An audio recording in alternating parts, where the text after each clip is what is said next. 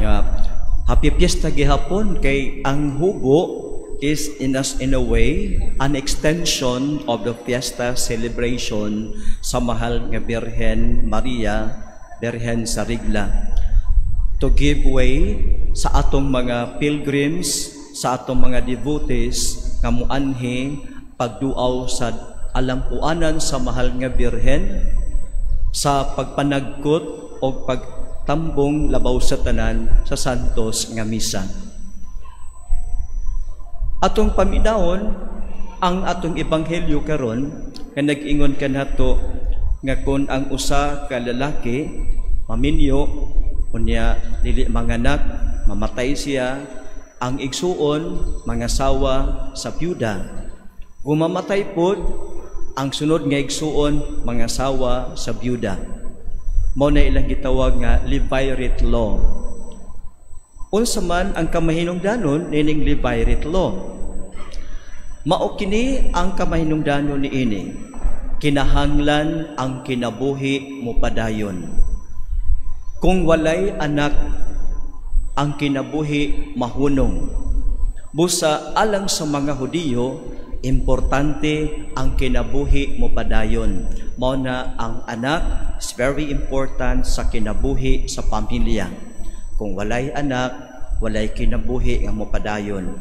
Mao na bitaw nga sa atong kinabuhi, ang atong mga kaigsuunan, dunay mga tribo or dunay mga clan or families nga mawala kay walay mo padayon nga generations.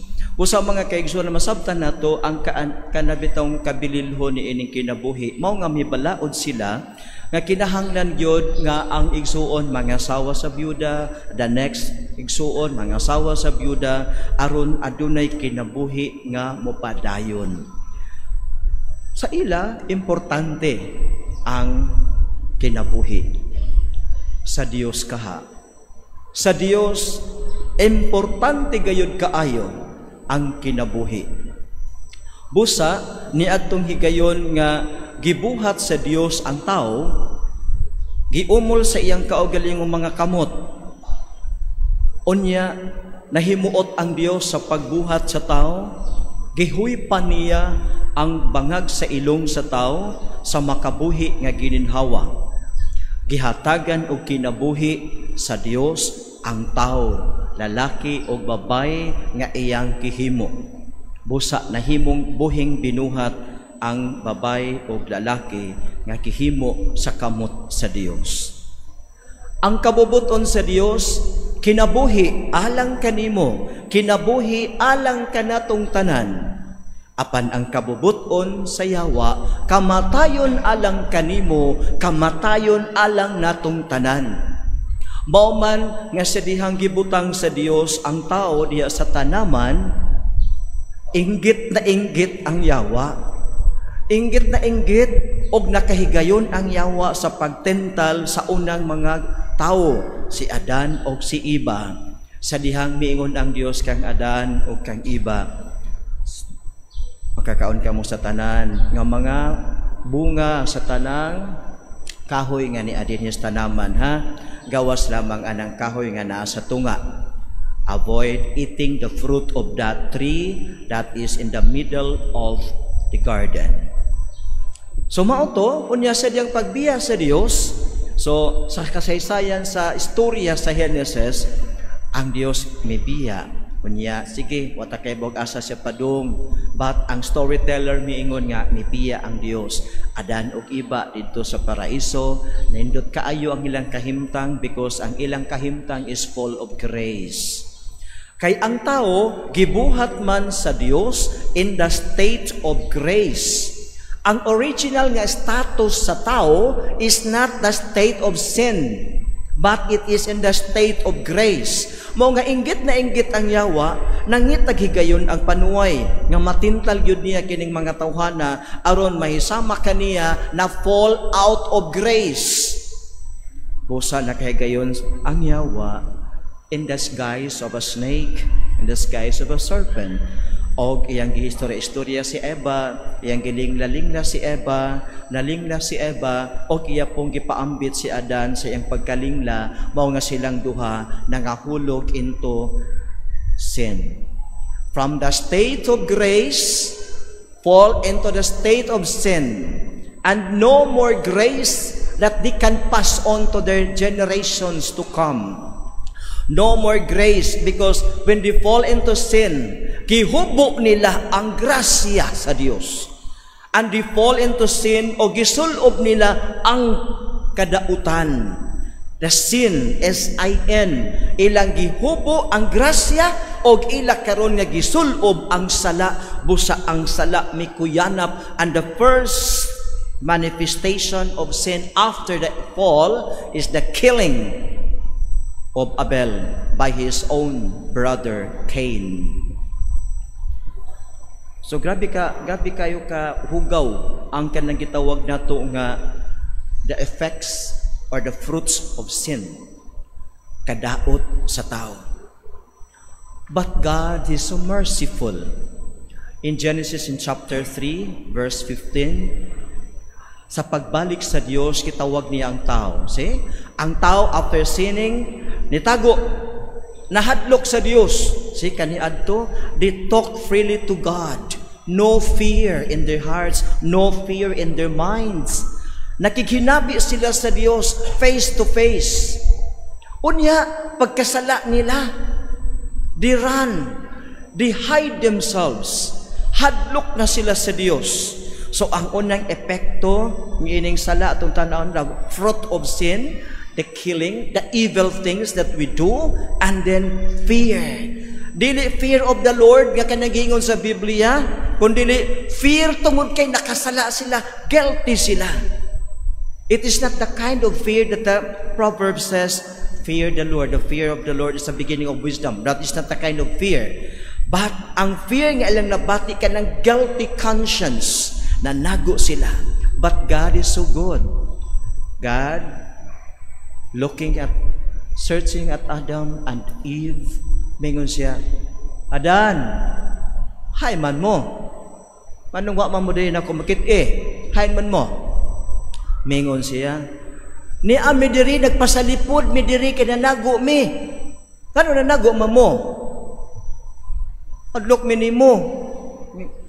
Sa man gibuhat, nikaon mo sa kanang bunga sa kahoy. O kini manggong babae nga imong gihatag nako gipakaon man ko. Naging na niyang babae, nganong yung man gibuhat? Ang bitin manggod iya kong gilinglay nagitagaan ko niya, nindot mo kuno kaayo kanon. Nya, ang bitin giingnan, sukad karon magkamang ka na sa yuta og magkaon kag abog. Sukad karon ang imong kaliwat o ang kaliwat sa babae magpinakyanay. There will be enmity between you and the woman, and between your offsprings and the offsprings of the woman. Dito nagsugod ang kitawag natong messianic promise nga ang Dios mupadala sa iyang Mesiyas aron pagluwas. But surely this woman is no longer Eve, because Eve has been fallen.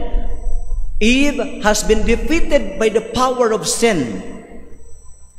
This woman is another woman, that this woman is able to crush the head of the serpent because of the power of the offspring of this woman. So surely dili na si Eve kining baong woman, tungod kay si Eve nabilanggo na sa kanang power sa sala, busa sa pag-ingon sa Dios nga ang babay o ang bitin managsangka, manag-away, magdinumtanay. Ang bitin paakon ang kiting sa babay, ang babay tamakan niya ang ulo sa bitin, unya ang kaliwat sa babay ug ang kaliwat sa bitin managsangka, manag-away, magdinumtanay. God, our Father, is talking about the coming of the Messiah, the one who saved us, and the coming of a woman, the one who brings Christ, who brings the Messiah to this world. And surely this is not in the person of Eve, but this is another woman. And this woman, when the angel Gabriel go to Mary, this woman we are sure that she is Mary. Si Maria ang giadtuan sa anghel, ug sa ingon sa anghel, Ave Maria, gratia plena, Dominus tecum. Hail, full of grace, the Lord is with you. Manaingon sa Anghel Gabriel ngadto kang Mary. By reading that and by reflecting that words of the angel, Hail, full of grace, the Lord is with you. Now, the promise, the messianic promise in Genesis chapter 3 verse 15, now gradually unfolds into its fulfillment. That woman who is to crush the head of the serpent by the power of the Messiah in her womb is Mary.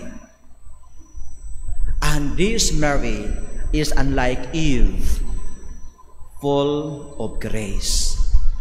So ang hubo, mga igsuon, ang hubo sa mahal nga Birhen Maria, doon ay two directions. To remind us of our humanity, fallen humanity, but to remind us also of God who restores the fallen humanity back into the state of grace.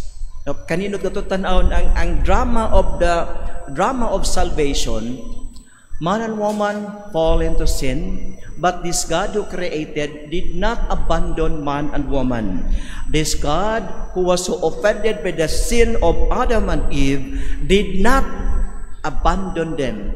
Although they received some sort of punishment, they were out of paradise, but this God continued to care for them. Ang Diyos nagtahi og mga dahon para mahimong ng sinina. Ang Diyos nag-provide nila og daily needs, and even if they suffer, kaingon niya sa lalaki, sukad karon magpatulo ka sa imong singot, og mingon sa babae, sukad karon mupati ka sa kasakit sa pagpanganak. Some sort of punishment, but at the back of this, there is that mercy of God accompanying man and woman fallen into sin. This grace of God continue because this God is so merciful, promises salvation, promises the Messiah at the beginning. When man and woman fall into sin, God quickly promised the coming of a Savior and promise of the woman who will bring the Savior to this world, and this woman is Mary. Now, the Savior is Jesus. Karon pag-abot ni tanaw na to nga sa atong gospel karon, if you remember, ang usa ka babae, minyo, unya dai na po, minyo na po siya kay wa man sa mga anak, minyo. Life stops when we fall into sin. Ang kinabuhi ni hunong naputol. Ang babae nga kaniya to gibuhat sa Dios nga full of grace and must be the channel of life to come for the next generations, until our generations and the next generation, until the end of this world. Nahimo karon nga channel of death. Muna kada minyo patay, minyo patay. Way kinabuhi, usa may ingipasa, sin, and sin, ang sin bayran og kinabuhi, because sin must be paid by death.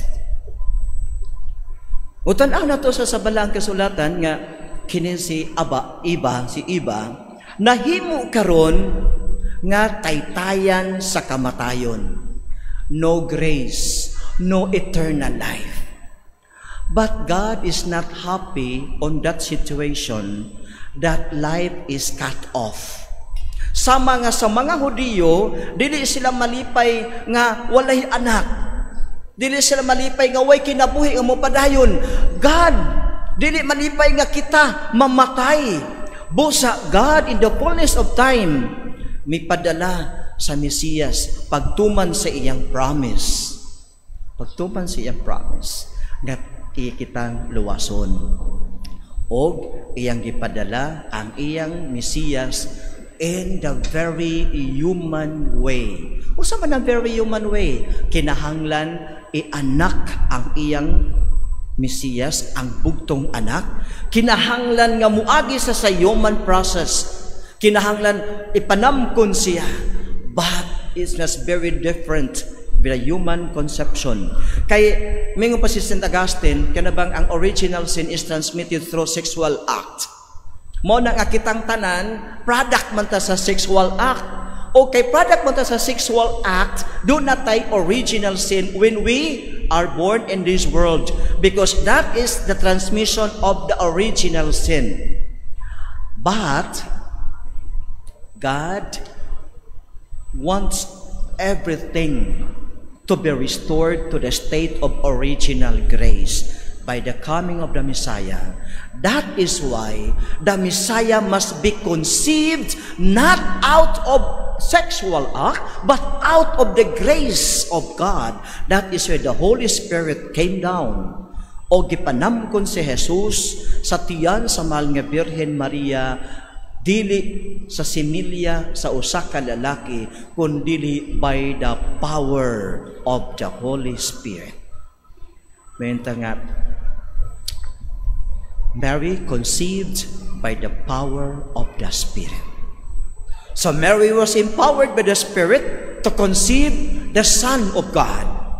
Unsa ingon sa anghel ngadto kang Maria, mukunsad kanimo ang Espiritu Santo ug magpabilin ang gahom sa Dios diha kanimo.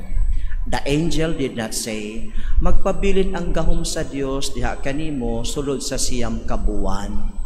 Wa mo ana ang anghel, mingon siya nga magpabilin ang gahom sa Dios diha kanimo, mukunsad kanimo ang Espiritu Santo. Wa pud mingon muhawa ang Espiritu Santo nimo, human nimo og conceive kang Jesus.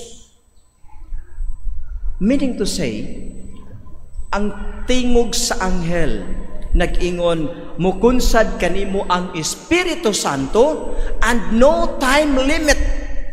Magpabilin ang gahom diha kanimo, no time limit. Mary is empowered by the Spirit, and the power of God rests in Mary. Wana pagkantanaw na to nga, ang theological understanding must be, God wants us to be restored to the state of grace. And the beginning of the restoration of this fallen humanity into the state of grace begins with Mary. Human like us, but God started the restoration of fallen humanity back to the state of grace in the person of Mary.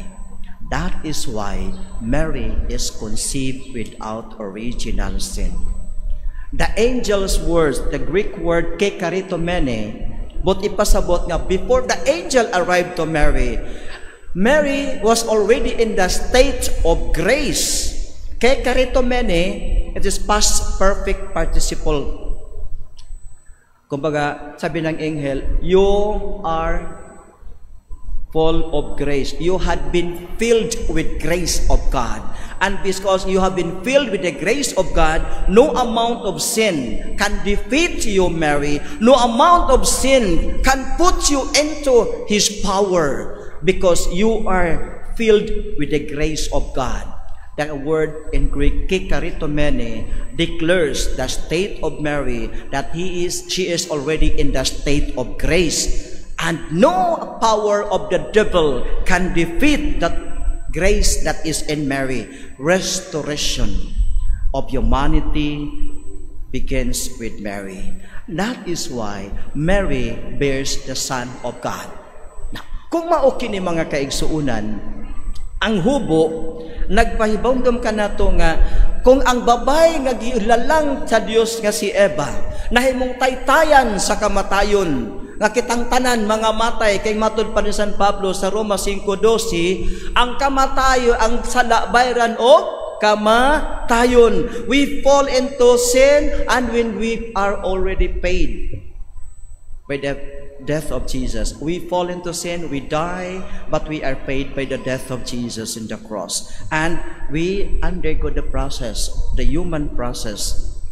Now, to atong tan-awon, mga kaigsuunan, ang hubo duha man ka direction sa akong giingon. Ang unang direction, to remind all of us nga ang sala magdalag kamatayon. Si Eva nahimong taytayan sa kamatayon. But when Mary came at the right time, appointed by the time of God, Mary was the beginning of the restoration of all of us to be in the state of grace. Mary, the condition of Mary, the state of Mary will be also our state of grace.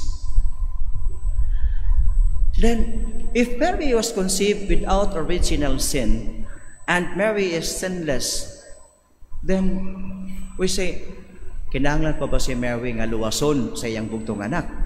Sa bugtong anak sa Dios? Yes. But, gitawag na to nga, doon ay two kinds of salvation. First is the prevenient salvation. Salvation, the grace of salvation has been applied to Mary before the actual death of Jesus. Kumbaga, ako yung regalo nimo, birthday nimo, sunod buwan, ako yung regalo nimo. Ang akong regalo, pwede na ko ihatag nimo karon bisag wa pa imong birthday. Mao na siya ang prevenient grace.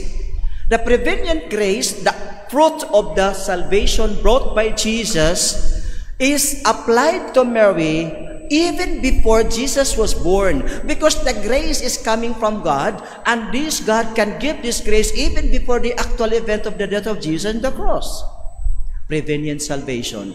Our salvation is the so-called redemption. We are redeemed by the death of Jesus. Si Mary was also redeemed, but preveniently.